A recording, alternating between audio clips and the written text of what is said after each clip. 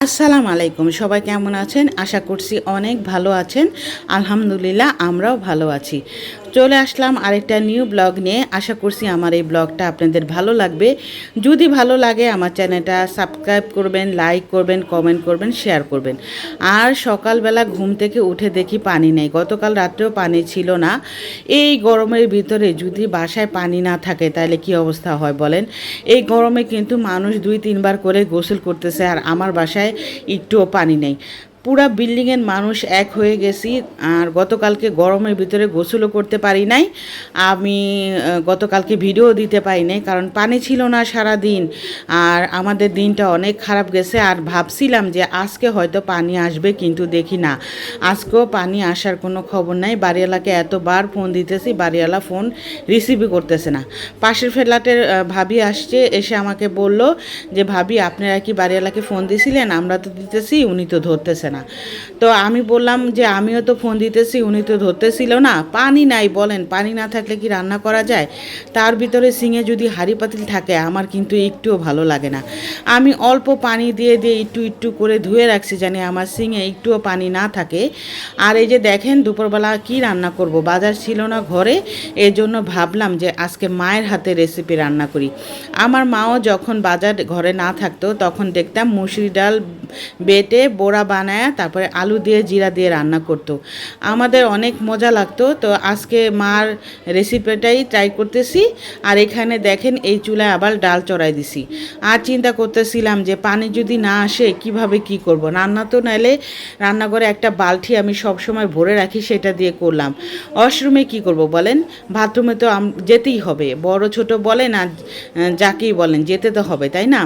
সেই টেনশন করতেছিলাম। আর এই যে আমার আমডাল রান্না করা হয়ে গেছে। আর ভাবতেছিলাম যে গোসল কোথায় যেয়ে করা যায়। গতকালকে আমি গোসল করি নাই, আমার এত খারাপ লাগছে, গোসল করি নাই, খুবই খারাপ লাগছে। আর এই যে দেখেন আমার তরকারিটা রান্না করা হয়ে গেছে। এটার ভিতরে আমি আবার জিরা টেলে নিচ্ছি। জিরা টেলে তারপরে ফাঁকি করে দিয়ে দিব তরকারিতে। পানি নেই, দিদির বাবা পানিটা নেন কাছে। আমারও ভুল হয়েছে, আমি যখন দিদির চাচা বাসায় গেলাম আমি যদি 4-5টা বোতল ভরে নিয়ে আসতাম।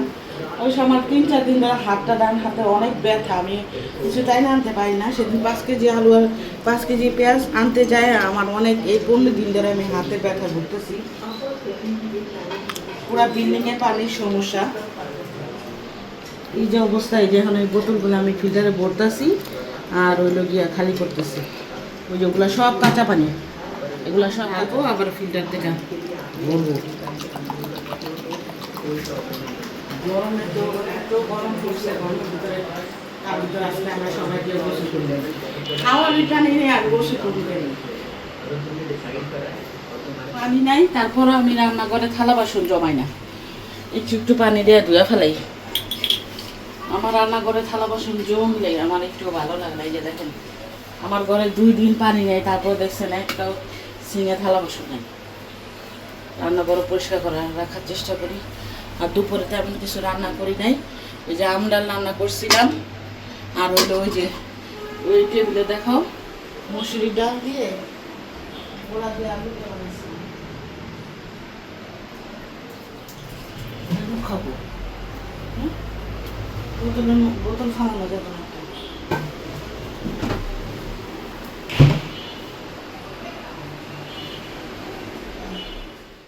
আর দেখেন দিন শেষে কিন্তু আমাদের মেয়েদের বিয়ের পর কিন্তু স্বামী আপন হয়, তাই না?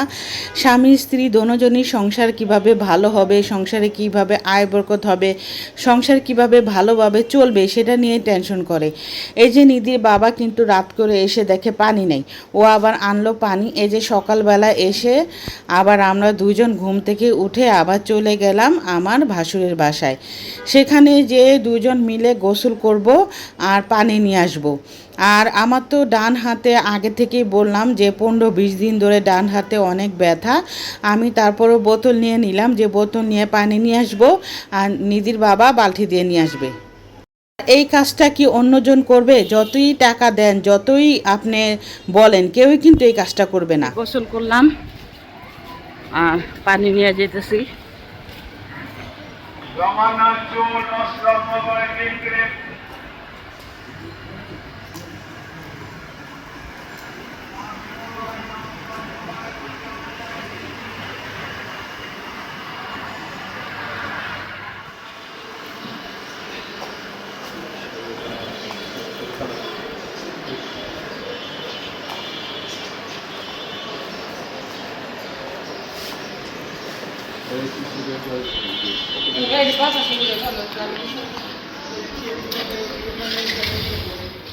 এটা হলো তারপরের দিন আর কি। সকালবেলা তো দেখলেন যে ভাসুরের বাসায় যে গোসল করে পানি নিয়ে আসলাম, এসে আবার নাস্তা বানাবো, কারণ নাস্তা তো খেতে হবে, তাই না?